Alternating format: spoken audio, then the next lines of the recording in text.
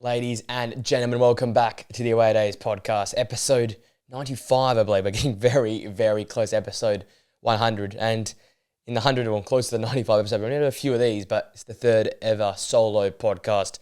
And I had to get the podcast out because this was a crazy weekend of action. You know, between the top three all going down in the opening 15 minutes of their individual games to United and Chelsea last night, Spurs bounced back.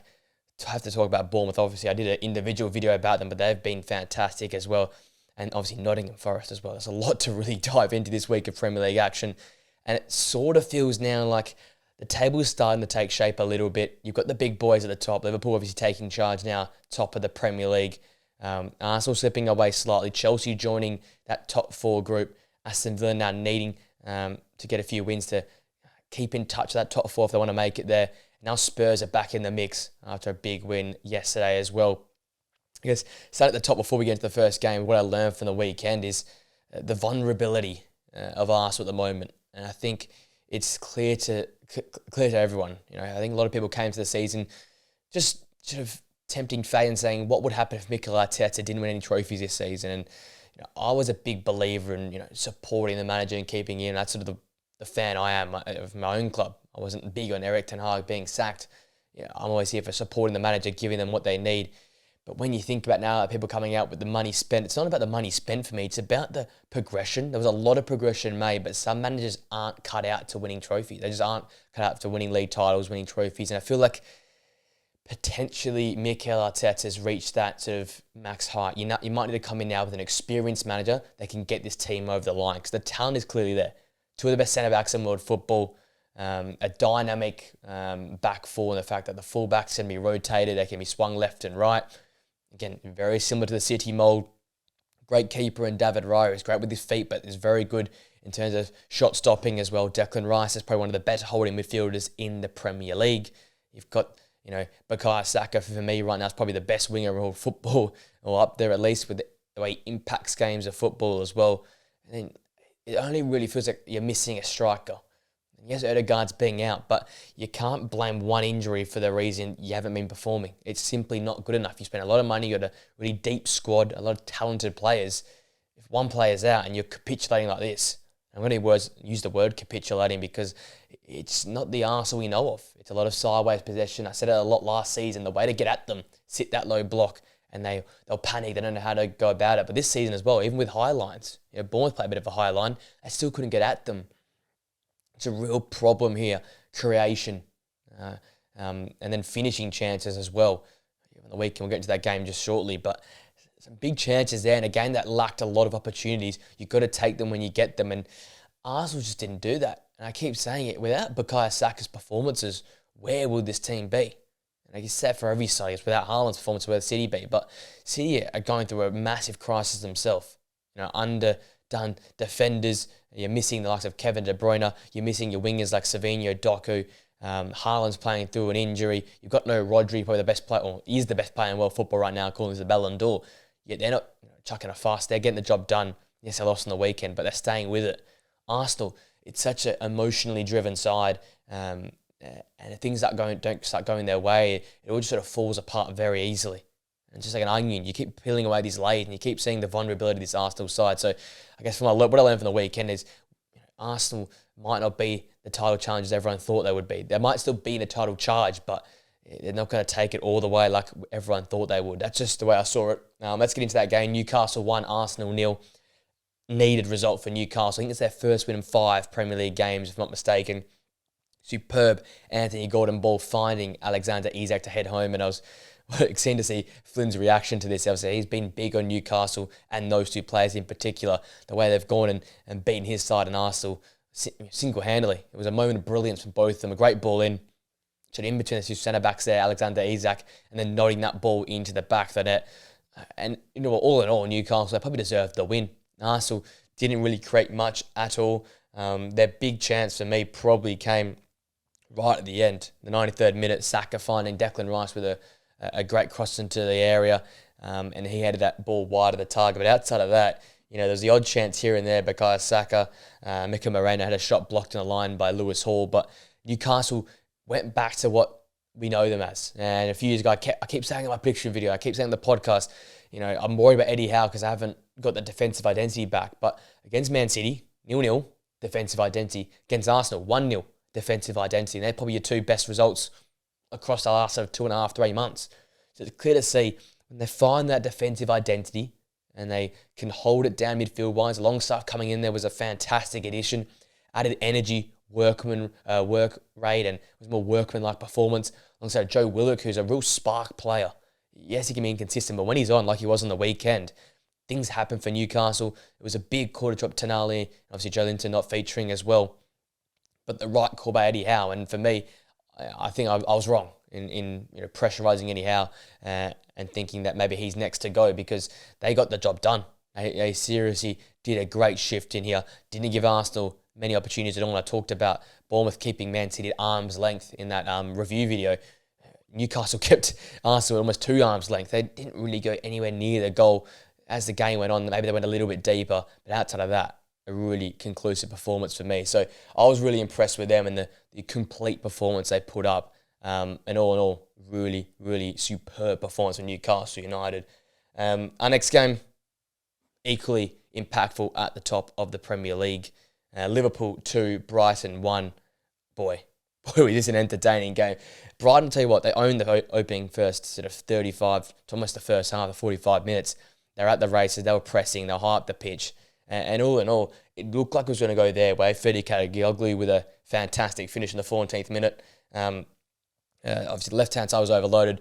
Swing it across. Danny Welbeck, just an important touch to tee up Kadioglu. And that strike was fantastic in off the upright. And I tell you what, there was chances there for Brighton to make it 2-0. Obviously, you've got a free kick by Danny Welbeck. Ayari had a one-on-one as well. Cameron Kelleher had to make a massive save there. And I tell you what, it looked like it was going to be Brighton's day. Matoma, Kadioglu, both went close themselves later on in the game.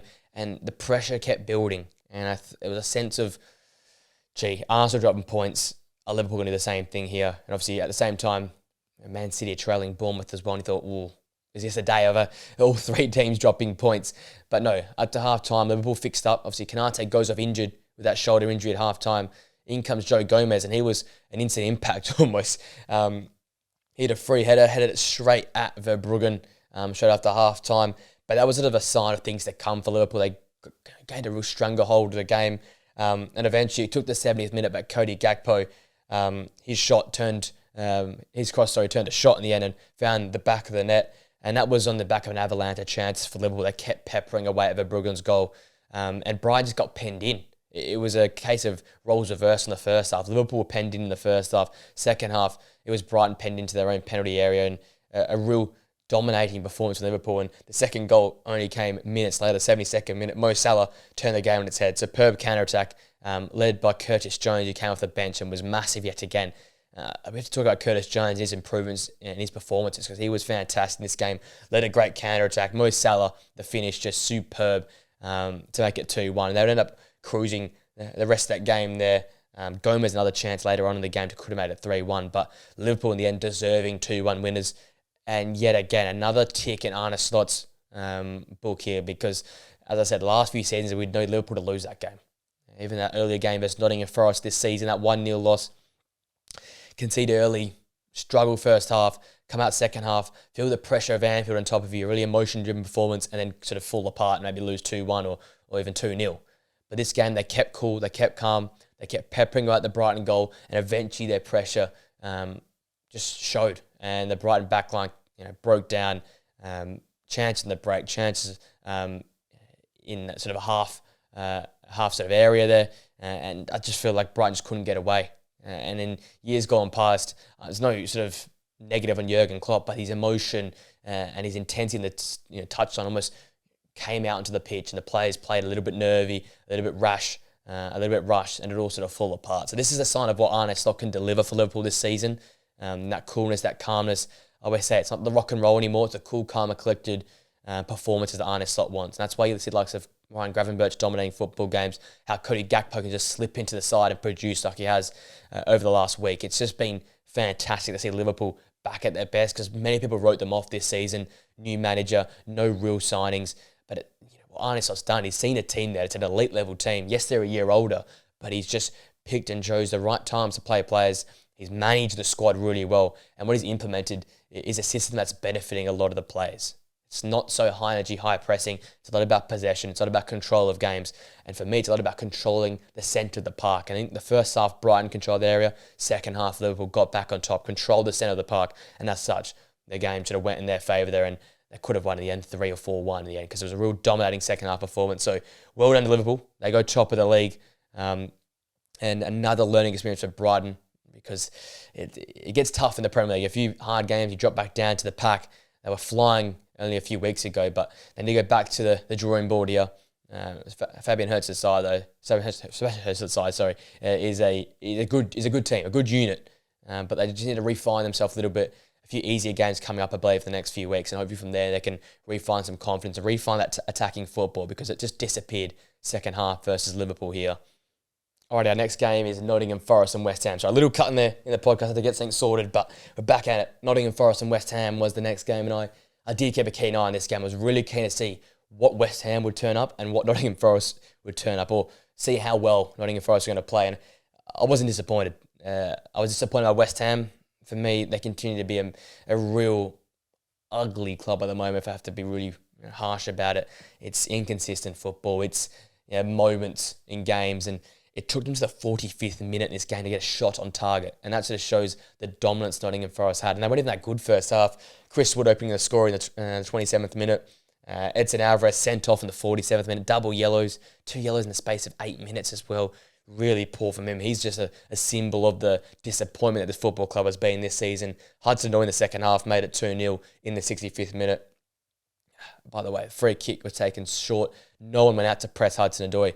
That curling effort, a little deflection in the end sent Fabianski, but got to get up and press Hudson-Odoi for that second goal. And the third one, a ridiculous Ola Aina individual run, and then finishing the top left corner. And that interview was quite hilarious as well. If you want to have a bit of a laugh on your Monday morning, go and check out Ola Aina's interview with a reporter after that game there, because he said it was just cooked. He just hit the ball hoping he'd find the back of the net. But you know what? That's a sign of the two sides. I think that Ola Aina goal, it just encapsulates the two clubs right now. Todibo, who was supposed to be the big centre-back that Manchester United wanted to sign, and wins the ball, has possession of the ball, and tries to dink it over Ola Aina for some reason, just outside your own box, trying to dink it over an oncoming defender. Turns that ball over, obviously. Ola Aina then whacks it in top left. That's a sign of West Ham's carelessness, how poor they've played. I think it was a really disastrous performance on the weekend. They went to the back five. They went 3 centre-halves, and they just didn't go near it. Mavropanos, for me, still such a poor centre-back, and yet he's probably the best out of them all this season. That sort of says where West Ham are at. Kilman has really struggled in the new system. Todibo's looked awful. And I'm going to be really harsh here, but West Ham, we had so much expectation. All these signings coming to the season, Lopetegui coming across, supposed to be a fresh start. But I'll still stay about the fact, I reckon he gets sacked before the new year, because this is now just ridiculous. Edson Alvarez getting sent off, getting counter-attacked so easily. And even when they did have the ball, there was no chance to create. As I said, they took to the 45th minute for a Paqueta shot that was blocked off the line by Chris Wood to actually be their first shot on goal. And we're waiting 45 minutes for a West Ham team to have a shot on target. I appreciate Nottingham Forest are in great form and they're a great side at home, but especially a West Ham side that we thought was pushing for Conference League, Europa League football this season, and whether it be the character of the players, whether it be the coach, I don't know, it needs a fresh start somewhere. There's all these players that come in. I can't name one of them that's performed. Other than Crescencio Somerville, it's been really, really dull. Jared Bowen's not getting enough touches of the football. Lucas Paqueta has struggled. Kudus is obviously out suspended right now, but before he was out, not enough touches of the football as well. Edson Alvarez struggling in midfield. Guido Rodriguez, I think, has been one of the worst signings. I know he was free, but the waste of wages for me. He just looks off it. Passing range is not there and not good enough into the challenges. And in this game, yes, they went to 10 men, but just Nottingham Forest never really, once they scored that first goal, looked back. They scored the first and they just kept going. And West Ham couldn't do anything to stop them. I think the balance of that front line, Gibbs White comes back in. He's in behind Chris Wood. He was fantastic in this game here. The assist from Alex Moreno to find Chris Wood for the first goal was fantastic. And obviously Hudson-Odoi gets a goal himself. Anthony Elanga was constantly stretching the back line. He was the one that got taken out to get the red card for Edson Alvarez. So they're all contributing. And I think it's just a sign of a great sign. Milenkovic, he could have gone close to scoring as well late in the game as well. Murillo was fantastic, winning the ball back high up the pitch and starting attacks as well. I just think all in all, it's a sign where two sides are. A confident side led by some great footballers, especially at the back of Murillo and Milenkovic, Aina as well, Gibbs White, Chris Wood, Hudson-Odoi. That's a form side, believing in themselves and playing great football. And then you've got a West Ham side that is totally out of form. Edson Alvarez getting sent off, Lucas Paqueta struggling for form, Jared Bowen not enough time on the ball. It's just a recipe for disaster here with this West Ham side. They got a massive 3 points last week versus Manchester United. They would take that because that's going to help them. But if they hadn't won last week, they didn't deserve to win last week. We're talking about a team that's really actually a part of a relegation battle rather than pushing mid-table or higher than that. So the disappointment's pretty clear to see. The fix-up or the avenue to solve this problem, I don't know where that comes from right now.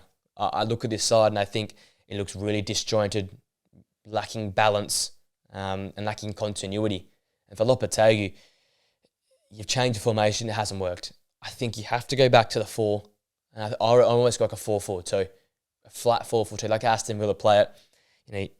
You get probably in the end Kilman, Mavropanos as centre half, Wan-Bissaka right back, Emerson left back. I think you have to go Jared Bowen on the right. You go when Fulk comes back, Fulk, Krug and Antonio up top, or you go a Bowen, Antonio front line with Lucas Paqueta on the left or the right, probably left, and then Kudus on the right, and just play a flat midfield 2. I still think Thomas Souček's probably their best midfielder right now. Just says where they are. And, you sell James Ward-Prowse. He's not even starting for Nottingham Forest right now, but he'd absolutely walk into this West Ham side. It's just that they've signed players and they've brought players in. None of them are performing. And it's just, what can you do? Edson Alvarez was your star player last year coming in, really made an impact. Whenever he wasn't there, you felt the difference. This year he's played mediocre at best. Thomas Souček's there. I know he's a bit older, but he gets the job done. Play the players that are in form, play the players that are going to work hard, and play the players that are actually going to get results for you. Because I'm still worried for Lopetegui's job. I generally reckon those West Ham fans, they're not kind on their managers and their teams. They expect success, and especially with all the money spent, all the investment, sacking David Moyes to be where you are and playing the way you are. David Moyes has done 10 times better. David Moyes at least have this team mid-table. If they're not playing well, he still have them getting points, getting results. Because a game like this, I know Forest have been fantastic, and I'll make an individual video about them to breaking that down more in depth. But this game, they were just superb. West Ham had no control of the game and no right to find the back of the net because they just managed it. They dominated from minute 1 to minute 90, and in the end, similar to that Liverpool second half, they could have called 4 or 5 in the end. That's how dominant they were in that game there.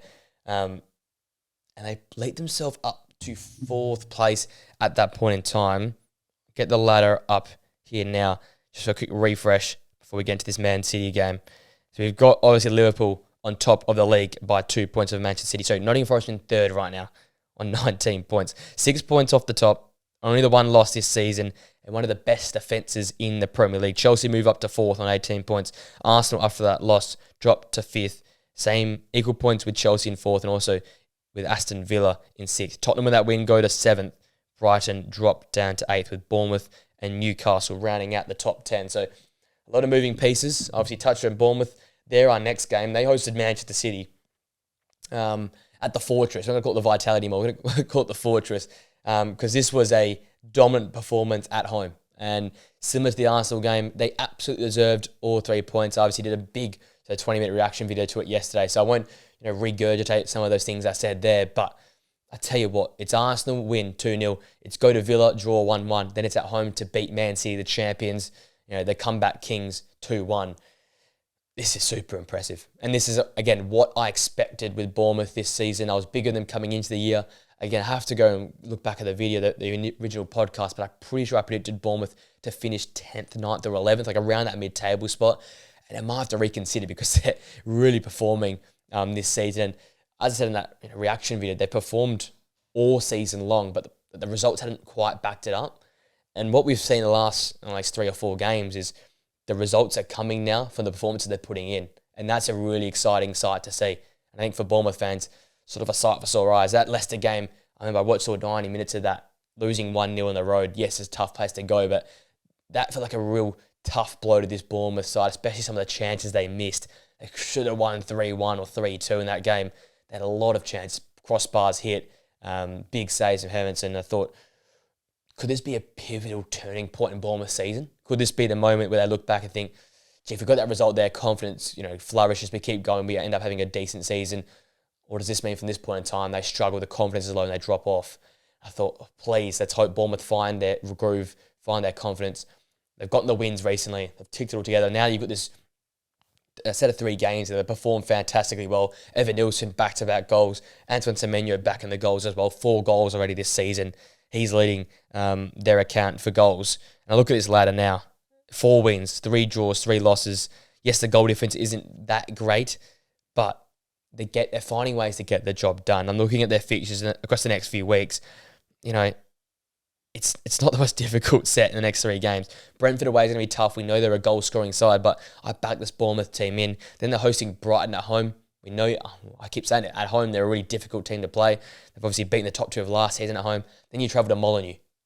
So realistically, you can take 6 points from those 3 games there. You're probably on the brink of an 8th or a 7th spot, just the way the Premier League's going this season. Then they've got Spurs at home. Then you've got another nice sort of run of 2 games there. Ipswich away, West Ham at home. So there's some tough fixtures mixed in there, but relatively for Bournemouth, achievable run. Like we keep forgetting, they've now taken all these points off this big 3 or this top 4 from last season. A point at Villa Park, probably one of the toughest places to go in the Premier League. Top 3, top 4 toughest grounds to go play at. They beat Arsenal at home, team that's supposed to be the best in the league this season. They beat the champions at home. Yes, a few players down, but dominating from start to finish. And that's the key. Aston Villa was a bit of a managing the game, defensive type performance, counter-attacking style, but against Arsenal, against Man City, dominated it. I said it yesterday with the stats. Like the XG shows it. A 2 XG for Bournemouth to the 1.56 of Man City. 4 saves Edison to make, and they'll 4 ridiculous saves of that as well. And the 6 big chances created. That was a big stat I brought up yesterday in that reaction video. 6 big chances created against Man City. The first time that's happened since November time, 2022.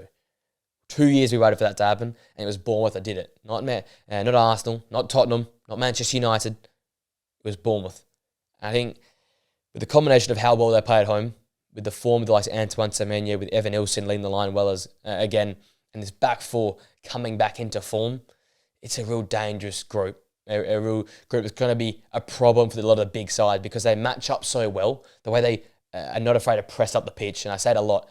To beat Man City, yes, you have to respect them, but you can't give them too much respect where you just sit in defensively and just let the Man City do what they want. Because you give too much space and time for Man City, they find a way to break you down.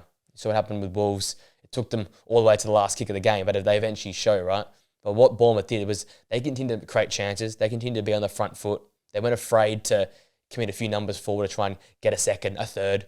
And it could have been a third if Adam Smith didn't blast that chance over the crossbar after they just scored that second goal. So, all in all, impressive. And I guess you look at some of those fixtures that come and you see the likes of Tottenham's. Those are teams, they're going to be vulnerable. Because Bournemouth can also, as much as they can press and be the possession side, they can also be that defensive unit like we saw against Aston Villa, where they can sit in, actually absorb some pressure and keep teams at arm's length and force teams sideways. And then once they turn the ball over, because they can, spring a press on a team, like they could definitely spring a press on a Tottenham side and easily get at them, then they can go counter-attack. Evan Nilsson, Semenyo, Tavernier, Kluivert, Dango Utara. We're talking about dangerous frontline players. And I think it goes under the radar. Yes, I watch a lot of Bournemouth. I'm probably a bit biased in this regard, but the little, chat around the Premier League about these sort of attacking players, especially those 3 behind the striker at Bournemouth, I think is almost criminal at this point. Kluivert's come in and made a name for himself in the Premier League as a real chance creation machine. Like he operates in tight areas. He always finds a way to find those wingers or find a centre forward. Tavernier, a versatile winger, can play either side or playing behind the striker.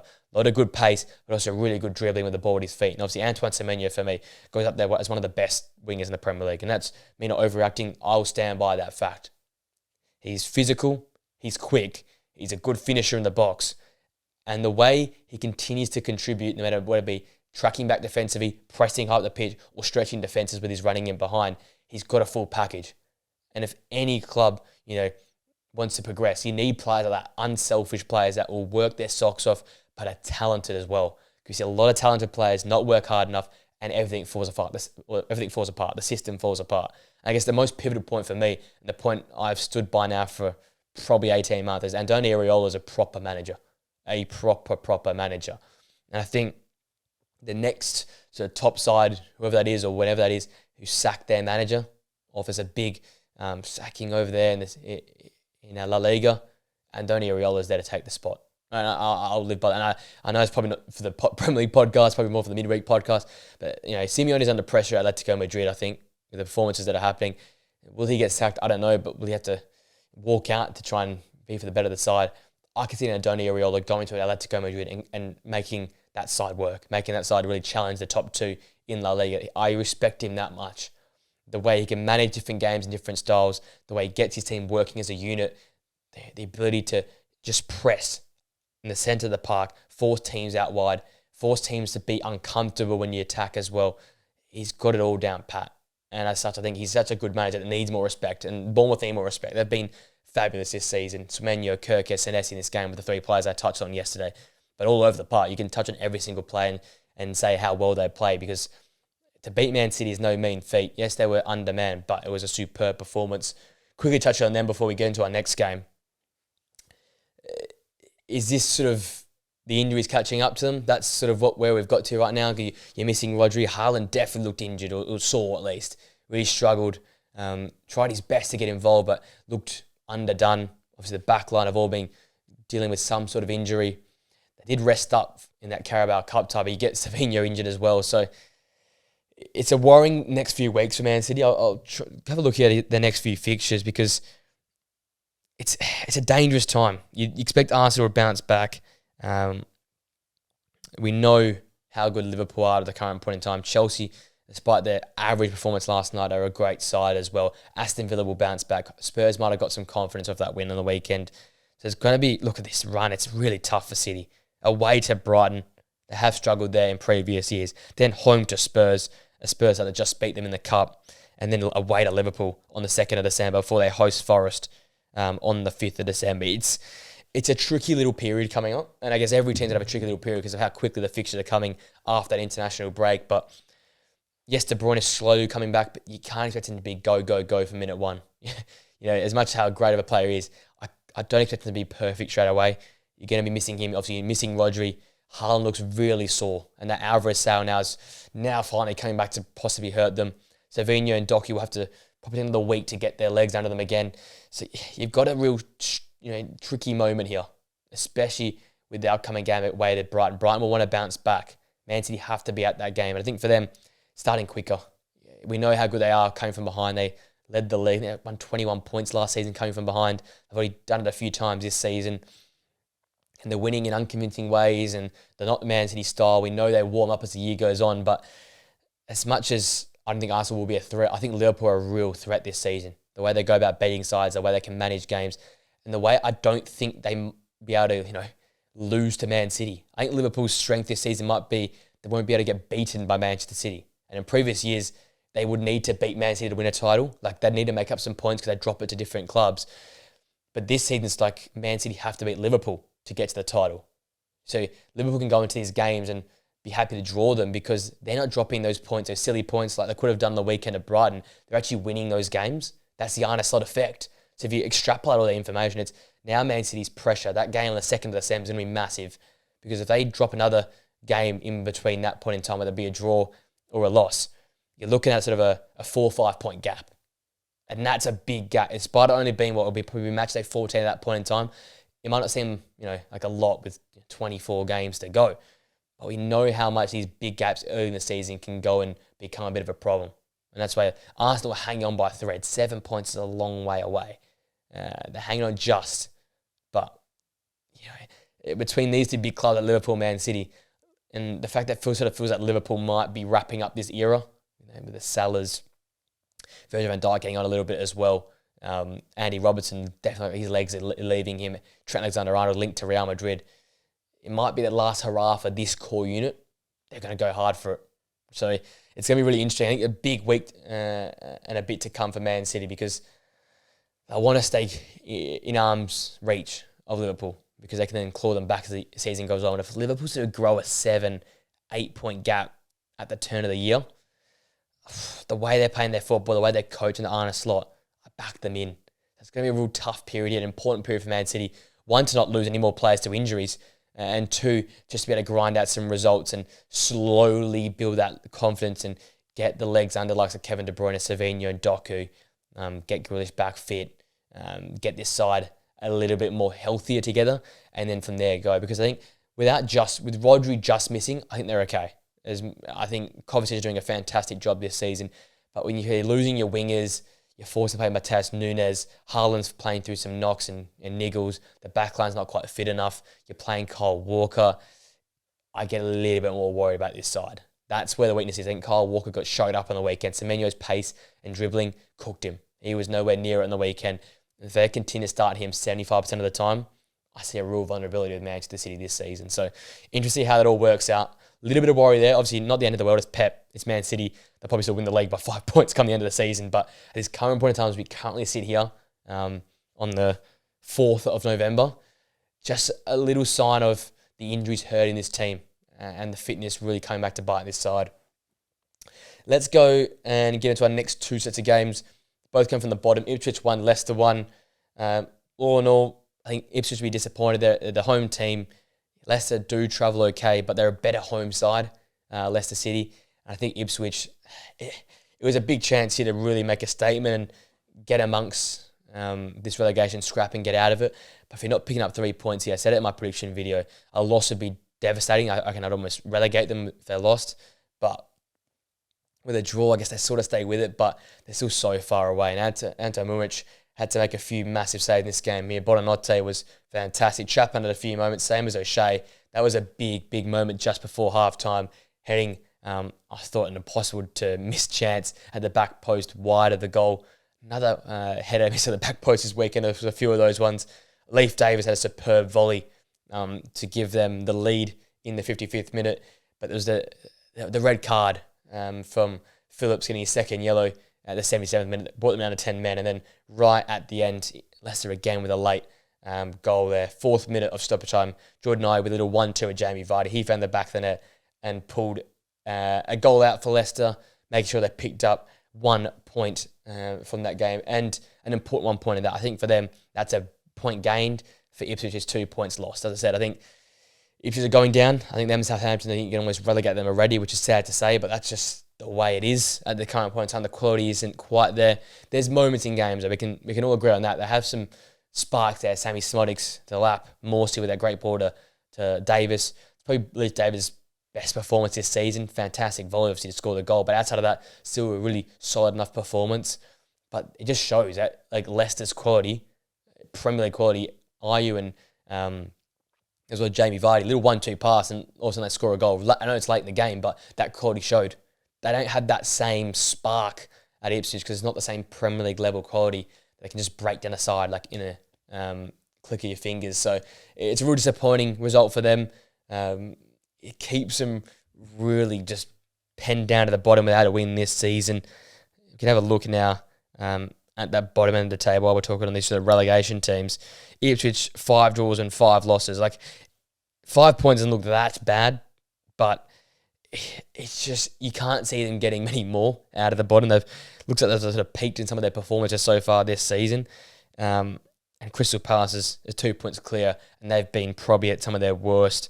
I've seen them in a while. So Everton 4 points clear of them, Leicester 5. I just can't see them getting out of there. And you've got a Wolves side right at the bottom that hasn't really clicked at all this season and really struggled. So yes, there's positive that they can potentially add another good solid more 20 minutes Ipswich, and potentially they do get 3 points, but you can't be off for periods in the game. You have to be on it for 90 minutes to get 3 points in the Premier League, and I just feel like Southampton and Ipswich, both of them, that's what they lack, the ability to be on it for full 90 minutes to get those 3 points in some of these big games. Leads on to my next game towards the bottom as well. Everton's great run of form has come to a halt. Southampton won 1-0 in this game here.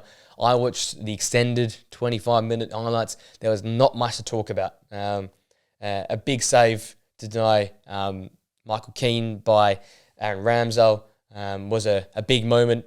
Karen Archer put an effort wide the 40th minute as well, but outside of that, it took to the 85th minute for Adam Armstrong to have the big chance of the game. He put it in the back of the net at the 85th minute goal. Great run, making the run from left to right to the centre of the box, then whipping that ball into the corner, smashing finish. 1-0 win for them.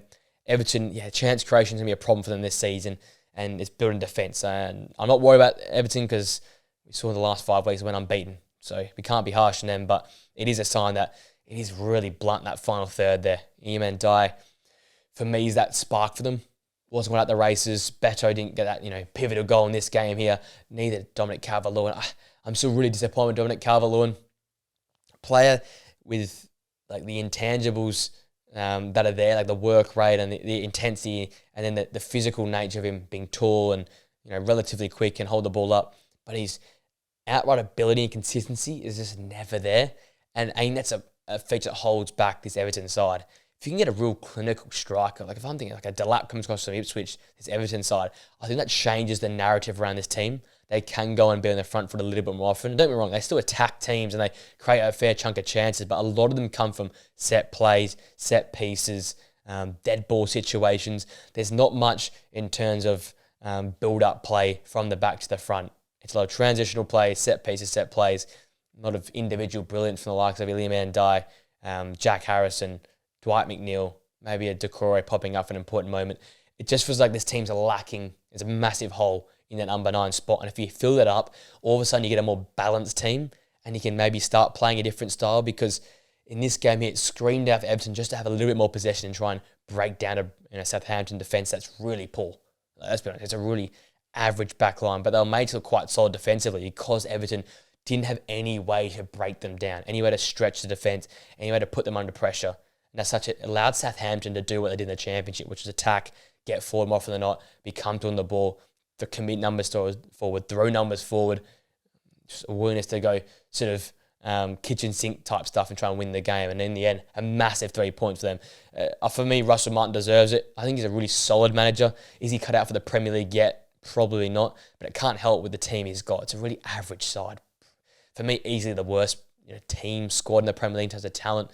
But he's got to win. That's, I think, the biggest thing. Really happy for him. Really happy for Southampton to get those 3 points.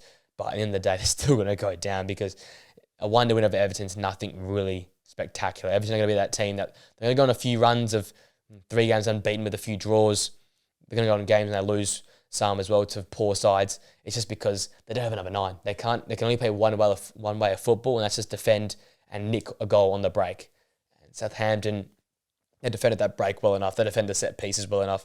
And as such, were able to pull through in the end. Let's quickly do one of the segments this week. I had 2 planned, but we'll save the second one for all the boys who are on the podcast.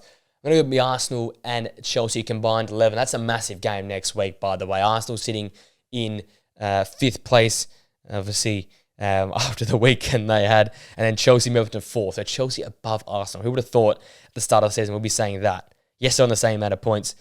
Both won 5 games, both drawn 3 and both lost 2. But 2 goals better goal difference for Chelsea means they sit in the top 4 as we speak. So a massive game between these two to come on the weekend.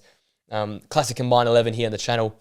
At least 5 from one side, so 6 and 5, the split on this combined 11. To make sure we get representative from both teams. And in the end, for me, it was quite a strange team because it's very one team dominant at the back and one team dominated at the front. Sort of summary how both teams play their football.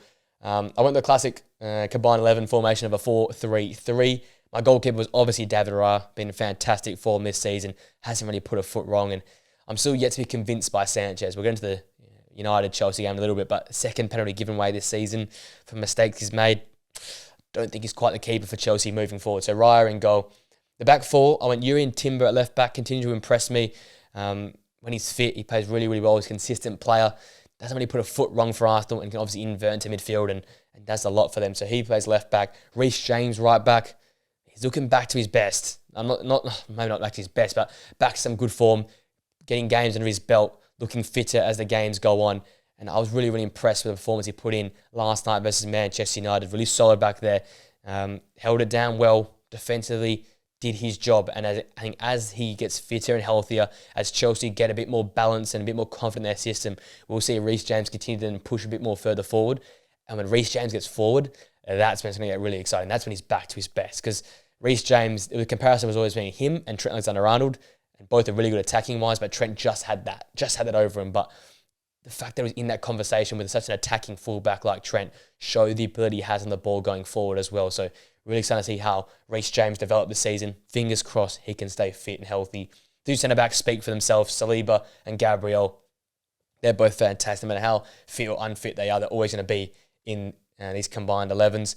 My midfield three, I think I really like this midfield. Declan Rice in a double pivot with Moises Caicedo allows Declan Rice a little bit of license to move forward in this team I've put together here. And then obviously Cole Palmer at the 10. Did pick up a knock. I think he should still be available though for the weekend's game coming up. If not though, we could make some rotation this side here, but obviously Cole Palmer goes into this side. Probably the most informed player in the Premier League right now. Him or Bukayo Saka, take your pick. Potentially Mo Salah in there as well, but those three have been fantastic. I think Cole Palmer, it showed last night versus Manchester United. He wasn't as involved.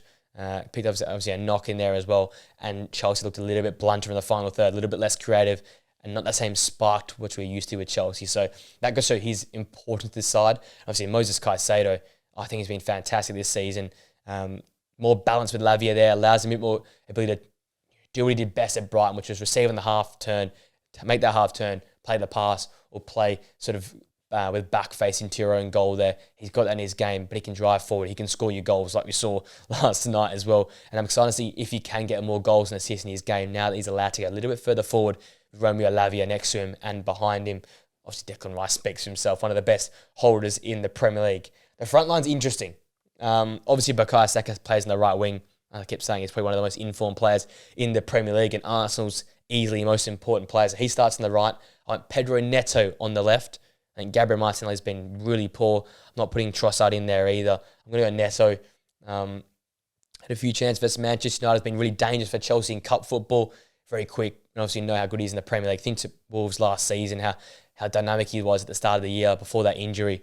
Direct running's his game. Pace and precision is his game. And he's got that. And he's got it in bags as well. So I'm chucking him in this side. And my striker, I went with Nicholas Jackson. I firmly believe he's one of the stronger strikers in the Premier League. Yes, he hasn't quite showed it for an extended period of time, but start the season off, getting good goals, getting in the right positions, stretching defences, and being a real menace for back lines. And I think you have to put him in. Kai Havertz has been good, but is he a real out and out number 9? No. And Arsenal don't really have an out and out number 9 right now. So I've gone with Nicholas Jackson. So he's already scored a fair chunk of goals already this season. I think there's many more to come for him. So backing him in, meaning my combined 11 for Arsenal and Chelsea is David Raya, Yuri Timber, William Saliba, Gabriel, Reece James, Declan Rice, Moises Caicedo, Cole Palmer, and the front three of Pedro Neto, Nicholas Jackson up top, and Bukayo Saka on the right. Let's get now to our final 3 games of the episode. Starting at the Molineux, a 2-2 classic between Wolves and Crystal Palace. A game that desperately needed a goal in the first half. Never really came. A real, I guess, dull affair. Simple of a few of the games this weekend, with not many massive out-and-out clear chances. Palace probably having the better of the chances. Eddie Nketiah finding Will Hughes, who had his shot blocked by Dawson. The following shot by Kamada was saved by Jose Sa. That happened in the 5th minute. Mateta, a massive chance in the 32nd minute, but Chalobah got in the way and actually blocked the chance finding the back of the net. From there, Sarabia made an impact. Henderson made a save in the 48th minute. But it was the game has slowly shifted by then towards the Palace side of things. And then Trevor Chalobah made up for blocking Mateta's initial shot on goal that looked destined to find the back of the net by scoring in the 60th minute. Wolves unable to clear the ball. It landed at Strand Larsen feet. The centre-back headed it and belted it back at goal. Strand Larsen heading away was several strikers' clearance, a really poor strikers' clearance, landing at the feet of Trevor Chalobah, and he just belted it home. One of the best finishes you'll see from a centre-back all season. Ismail Assar should have made it 2-0. Eddie Nketiah, great run and pulled it back to him in the 62nd minute. But he was unable to find the back of the net there. And then the chaos ensued. Strand Larsen pulled Wolves level in the 67th minute. A set of awful pass mistakes. Gahey committed himself forward. So he was up the pitch, sort of in the number 10 spot when he gave away the ball there. Then Trevor Chalobah lost the 50-50, then slipped over. Meant it was a 2-1. The rest was history. Cunha squared it. Strand Larsen scored another key goal for him this season. Really going under the radar as a big signing for the club this season. That was in the 67th minute. Not long after, João Gomez scored Wolves' pivotal second goal to give them the lead. Gonzalo Guedes been played through by Mateus Cunha, and then he cut the ball back to find the Brazilian, who nailed the ball in at the near post. And at that point in time, I was like, okay, maybe Wolves are going to get the win. They're going to use that confidence from last week to drive them over the line. But no, yet again, another centre-back for Palace popped up. A flick on at the front post from a corner. Found Gahey at the back post. He headed Palace level in the 77th minute. And from there, that would beat the game. The only argument about this game here, I think it was an awful disallowed goal in the 95th minute. Apparently, Sarr was deemed to have been fouled. I think it was by Mateta contesting the ball. I think it was a really, really weak challenge, to be honest with you. The commentators thought it was foul. One of the few times I don't agree with the commentators, but the fact that was called back for a foul, I'm not sure. It does get some of the ball Jose Sarr, but it's almost like, I think Mateta almost kicks the ball and it sort of bobbles out and then go and score following that. Then the referee calls it back for a foul. It does go to VAR for a bit of a check there, but it was deemed to be the right call that Sarr was fouled. But I just don't see any contact between, I think it was Mateta and Jose Sarr. I thought it was all contact with the ball. So I was a little bit enraged by that. And I think for Palace fans, that would be enraged as well. Oliver Glasgow, you can see on the touchline, was chucking a bit of a tantrum there. I think this game here, it's a funny one where both teams make it feel like a loss. Wolves still remain without a win. Palace wanted to get that back-to-back win and looked the better side until that awful set of mistakes that allowed Strand Larsen to score in the 72nd minute. They were in control of the game. I think maybe that's a sign that's why Gahey had committed himself so far forward. They thought they were in control of it. The Wolves fans had turned on their players. It just looked like Crystal Palace had that game in the bag, back-to-back wins, get well and truly out of the relegation scrap. But now they sort of still remain, winning a bit away from dropping back down into the drop zone. So disappointing, I guess, for both sides. In the end, it turned out to be a bit of a classic on a Saturday night there. Wolves desperately needed that point, but they would have wanted all three. And I think it'd be disappointing they couldn't pick all three up there. We come to the penultimate game. We can wrap up here. Spurs 4, Aston Villa 1. Oh boy, this game was an entertaining one. Again, a quieter first half. Not many chances to talk about. Morgan Rogers found the back of the net in the 32nd minute. Spurs once again from a corner. There's got to be questions asked about. I love Vicario as a keeper, but this guy cannot deal with corners. Balls whipped in. Morgan Rogers was partly blocking Vicario. He was almost like caught up by the blocking, never really focused on the ball. Then Bentancur almost flicked it into his own net. I think it sort of rebounded back out, and Morgan Rogers from basically a yard out with an empty net blasted it home to give Aston Villa, I wouldn't say a deserved 1-0 lead in the 32nd minute, because Spurs had a lot of the possession, a lot of the dangerous opportunities, but they were forced side to side. I think the commentator said the 4-4-2 that Villa implement and how compact they are against the bigger sides makes it really hard to operate into the tight spaces, and Spurs were forced just to ping long shot after long shot. I think Bentancur had a few of those as well. The big chance to me, I think the turning point, and then just before the first half came to an end, Watkins was fed through by Morgan Rogers, and he pulled his shot wide of the goal, and I thought, big chance. Ollie Watkins, we know him as a finisher, know him as finding the back of the net and a clinical striker, and just like a really missed opportunity. 2-0 going into halftime. We know how Spurs can capitulate. We saw it last week versus Crystal Palace. They're coming off the back of that last Premier League result, and you thought, big chance there. Big chance for Villa going 2-0 at halftime without playing really that great football. You'll take that. 2-0 is a lead you can hold on to at least for a point, and easy enough to get all three, but big chance missed. And then you come out second half, Spurs, and they come out as a whole new team. Incisive, willing to make runs, overlapping runs, and that was a sign of their opening goal. Brennan Johnson finishing a superb cross put in by Heung-min Son, just staying along onside. He found that goal in the 49th minute, and then from there, the pressure kept telling. Solanke could have made it 2-1 with a very similar move coming up from that left-hand side. Some Udogie finding the centre forward from the left-hand side.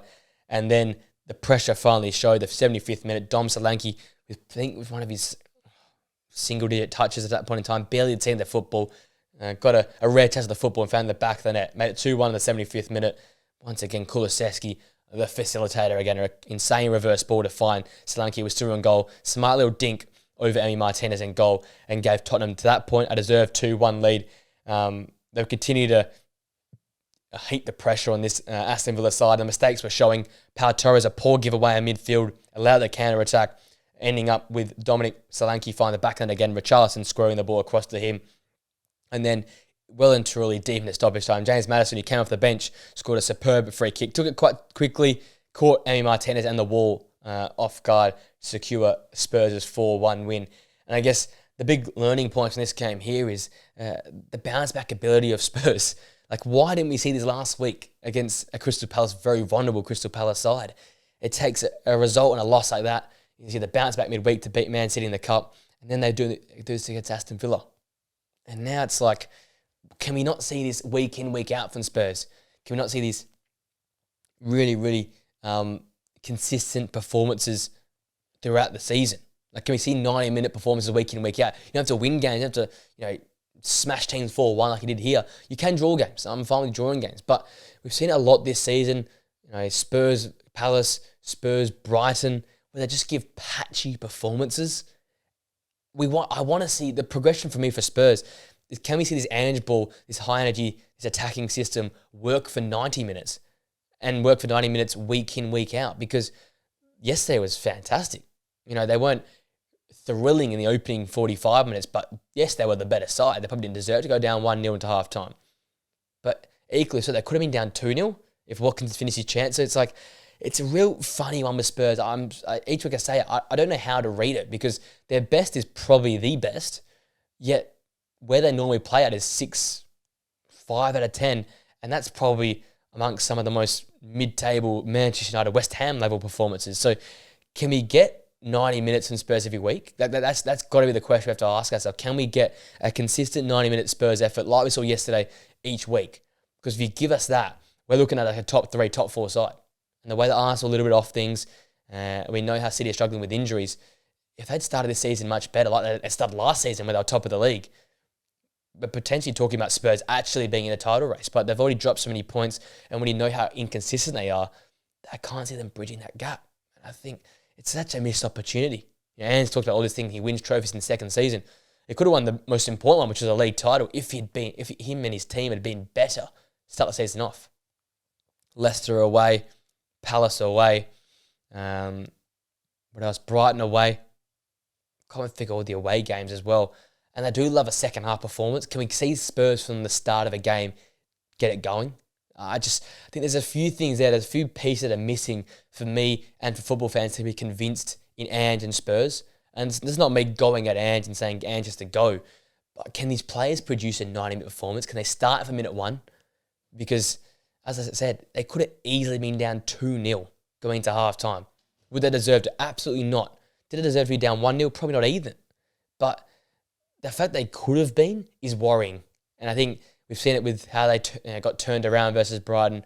We saw how they went nowhere near Crystal Palace. And I guess another key fact, yes, Solanke scores 2 goals, but Flynn raised it last week, and it was raised by the commentator in this game here. He barely touched the football. And he's a more of a link-up centre forward that he drops in to try and get the ball in the build-up play and then ends up in the box later on. But he doesn't get many touches of the ball, doesn't get many touches in the box either. I think Spurs are the way they want to play their football. You need a striker to stay up top. So I'd love Dominic Solanke to just try and mould his game to be something a little bit different, try and suit this team. Because you saw he scored 2 goals from being in the box, available to the ball, pouncing on a loose ball, getting on the end of a cross. I think this is modify his style. Ange has to try and change the style a little bit to allow him to be in the box at the right point in time rather than being a late arriver or not getting any touches of the box all in all. That's the thing for me. Quickly on Villa, a little bit worrying, potentially. 1-1 draw to Bournemouth last time out. Didn't really create much on the back of a European night. And then this game here, obliterated second half. Funny, because first, as I said, I've mentioned it like 4 times now, but they could have been up 2-0 going to half-time. So chances were there in the opening 45 minutes. They did fall away a lot in the second half and looked really blunt and tired in the second half. And again, a lot has to go through Morgan Rogers. I love with now John McGinn being back and Kamara getting his fitness back. We can see a bit more creation from other midfielders as well. Because right now it feels like Morgan Rogers or Jacob Ramsey or bust in terms of chance creation. Onana's a real deep-lying player. Yuri Tillemans can create, but I think he's sort of enjoying this number 8 role where he can just sort of play past and spray past from there. They need a true creator in there.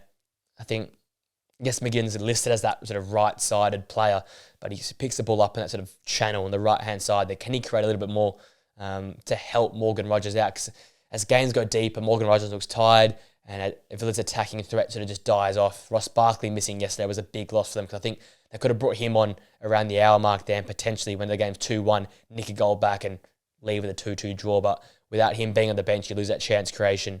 Obviously, Philogene as well hasn't featured as well recently. If he comes back in the side as well after that suspension, you get a bit more balance and more chance creation outside of just Jacob Ramsey and Morgan Rogers. Because right now, that's the only worry for me with Villa. I think solid enough defensively. I know they conceded 4 in this game here, but it's Spurs. And we know how good they are at home. So I'm not going to worry about that part of things. We know how good Emi Martinez is in goal. An off game from Pau Torres. But this backline, I trust it. Kamara coming back. Onana as well, the 6 in front of that back four. That's good for me. But it's that chance creation for Ollie Watkins. Chance creation for even Morgan Rogers from the back of the net. Who's going to make those chances if it isn't Morgan Rogers himself? That's a little thing I'm a little bit worried about by Aston Villa. But we know they're going to get these sort of performances this season. They're going to be some tired legs on this side with how many games of football they have to play this season. So I'm not going to be too harsh on them there, but they need to bounce back next weekend. The final game to talk about, in the end, it was a bit of a ball fest. I'm glad I predicted a 1-1 draw in my prediction because it's exactly how it ended out. Some of the chance to talk about, Palm in the 8th minute had a chance, thought it was still 1-1, to lit in the way in the end to keep it 0-0 in the 8th minute. Madueke hit his header coming off the crossbar there in the 13th minute. So it was Chelsea from the early periods of the game, probably the first 25 that deserved to be in front. Huge chance for Garnacho in the 23rd minute. United broke away. Rashford's pass made his way across the box to Alejandro Garnacho. Took on his left foot, really tame central finish straight at the keeper, Sanchez, in the end. And then probably the chance of the first half, Bruno Fernandes with a superb ball to find Marcus Rashford running in behind. Took the volley on the full and smacked his volley straight off the crossbar. I think Paul Scholes in the half-time show said he should have maybe just gone for the bottom corner rather than got into the ball and used so much power to try and make it such a Hollywood finish. Just tap the ball into the back of the net. I think that's a valid option. And I think another sign of just the reason why Manchester have been so wasteful this season is the players and some of the chances they had in this game here. Neto had Chelsea's biggest chance coming out of half-time. The 55th minute chance, he flashed that ball straight across the face of goal after another great ball setting him up by Cole Palmer. Garnacho, yes, again, another massive chance. Bruno Fernandes cut the ball back to him. He was all alone. Everyone had kept running forward. He pulled back to basically the penalty spot and somehow hit his shot off his other foot, his standing foot, just summarised United's night. And it seemed like this game was destined to be a 0-0 until Rasmus Højlund was brought down by Robert Sanchez, yet again bringing down a centre forward. As I said, similar to that Bournemouth game a few weeks ago for Chelsea where Sanchez brought down, I think it was Evan Nielsen in that one there. The resulting penalty, Bruno Fernandes converted in the 70th minute, but the lead for United only lasted 3 and a bit minutes because a Casemiro clearance from a corner landed at the feet of Moises Caicedo and he belted that ball into the bottom left corner in the 74th minute, lasered it into the bottom left, giving Chelsea a response almost instantly and probably deserved scoreline to that point in time being 1-1. Enzo Fernandez could have made it 2 goals in 2 minutes for Chelsea. A few minutes later, Nicholas Jackson sort of lost his footing, but had to drop the ball back to Enzo Fernandez and he sort of slipped on his F and hit that ball over the goal. And then right towards the end of the game, Alejandro Garnacho was set up on the half volley to strike a ball. Just got under it. It's just too much underspin. Needed more topspin on the ball and it just went over the crossbar in the end. United and Chelsea happy to take a point each. I'll start with Chelsea first. I think, as I said earlier on, Cole Palmer wasn't quite at his best and Chelsea looked a little bit off, a little bit sluggish, a little bit slow. Not that same dangerous side in the final third. And it's another worrying sign popping up for them yet again. We know Chelsea at their best. It all goes through the man, Cole Palmer. But this game, you see him off. Not the same chances for Nicholas Jackson. Neto, trying to make things happen, but wasn't the same And same with Noni Madueke, he tried to create things himself. But again, it's not the same without Cole Palmer being at the heart of things. And that's just a little worry for Chelsea. Can the other players step up another big gains when Cole Palmer may be double-teamed, or Manuel Ugarte, I think, had a really solid game in the end, just being a disruptor in midfield.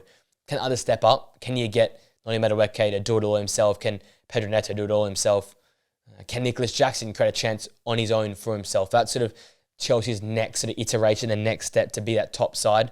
I think for them, though, I think Chelsea fans will be disappointed because of how good the side and how poor United are. But going to Old Trafford, you haven't won one game in 12 years, I think, there.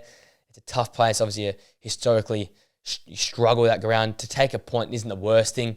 And again, it's, I think, now officially the most drawn Premier League fixture in the Premier League's history. Like, it's, always bank on a draw in this game here, and I think they'll take it in the end. They played the better football. They looked the better side in the key moments. Yes, United made an ugly scrap, and yes, I think the midfield for Chelsea let themselves down. Palmer, Lavia, and Caicedo weren't at their best in terms of ball carrying, passing ability, transitional play. But in the end, with a game with a scrap, with United's new manager Bounce being at Old Trafford, I think for them, a point isn't really, in the end, a really solid enough result for them. They tick a few boxes, they keep the points ticking over, and they jump over their rivals in Arsenal. So it's not the end of the world. They've had some tough fixture this season. They had a tough week of football, actually, being Newcastle home, then going to Newcastle, losing in the Cup, and then coming to Old Trafford after that. So it's not the easiest week in football, and I'm being very sympathetic to this Enzo Maresca side because the signs are clearly there. They have a system, they have a style of football. It was a bit of an off night for that midfield group, and obviously with all the things that United had going on, it sort of felt like if anyone was going to win that game, it could have been United just because of the emotion of it all. And then touching on United, a United fan, and seeing now Erik ten Hag sacked, and midweek, the 5-2 win over Leicester. I look at the players and target the players. I'm just sick of this whole bounce back, new manager bounce type game and downing tools that happen. So you play against West Ham, miss a truck of opportunities, you get your manager sacked, then you come back and put 5 past Leicester in the Cup. Yes, it's Leicester, yes, it's the Cup, but 5. And it was a dominating performance, and it was one of the best performances we've seen in probably a year. Then the next game, all right, we produce what we can do. Let's just down tools again.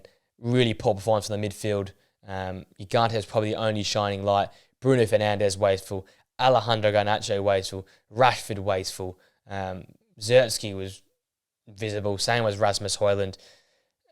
You did some cardio, is what I said. That's what I was saying to some of my mates. You ran some cardio. Like, why can you go from 5 goals to a 1-goal performance where you should have scored 3 or 4 so quickly? Then you look at last week, you could have scored 6 versus West Ham.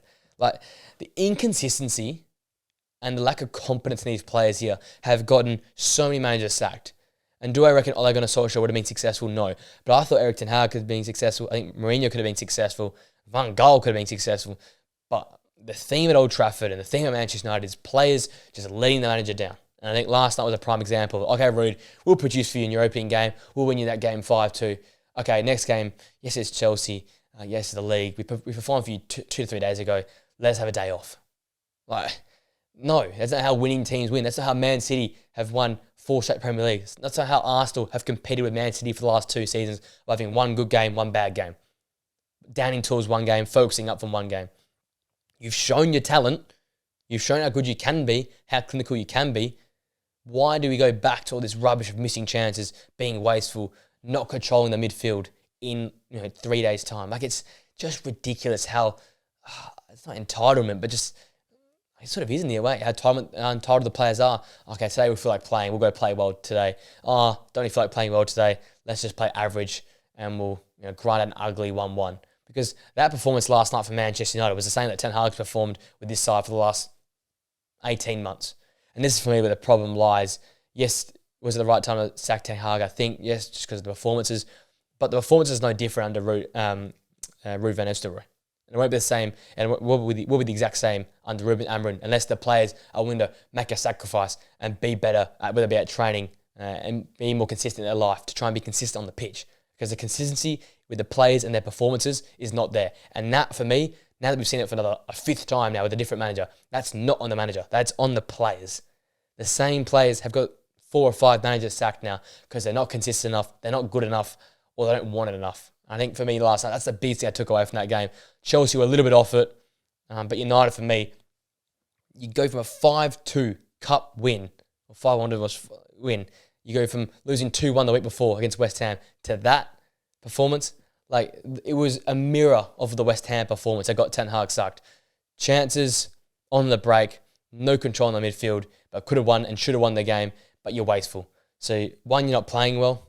2, you're not winning the midfield battle. And 3, you're being wasteful. How are you going to succeed with that team? What manager can possibly succeed with that team? Even the great Pep Guardiola, Sir Alex Ferguson, Arsene Wenger's, Mourinho's, no one could fix that team, that performance, let alone Ten Hag or Ruud van Nistelrooy. I just think that's the problem with Manchester United. It is deep-rooted to the players. The off-field stuff's being fixed now. The ownership's changed over. The transfer strategy looks like it's been improved a little bit in the summer transfer window. But it doesn't matter because the players aren't good enough. They don't have the mental capacity to be a consistent team, to be consistent players, and they simply just don't have the skill to be a good enough team to compete with the top side. So that's really what I took out of it. A bit of a rant about Manchester United, but I wasn't new on the podcast on a Monday to have a rant about Manchester United. As I said, Chelsea probably take that result 1-1. Were that their best? No. Was Palmer at his best? No. And that's, I think, the simple correlation for Chelsea.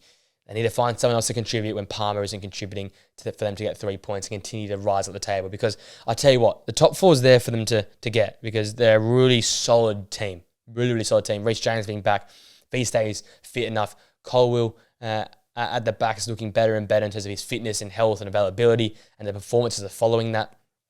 And I think Nicholas Jackson, Madueke, Neto, Sancho, Mudryk, there's so many talented players. They just need a little bit more consistency from some of those frontline players and those creative players, because Caicedo and Lavia can do a good job as well.